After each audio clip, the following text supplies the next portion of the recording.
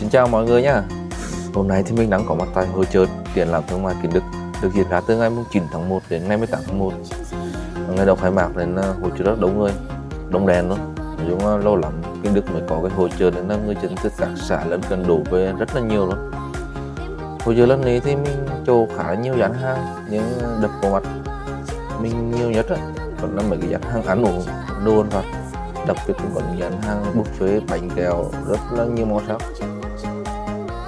Mình cho nếu hội chợ nó nếu mà có thêm cái gian hàng bia rồi thì bia hơi hoặc là bia các nhà hàng thì có lẽ hay hơn, lên này ít ngán nữa đó. Ngoài ra hàng đêm ấy, hội chợ vẫn còn tổ chức những cái live show lô tô và các ca sĩ khách mời với hát. Mời các bạn cùng xem video nhé.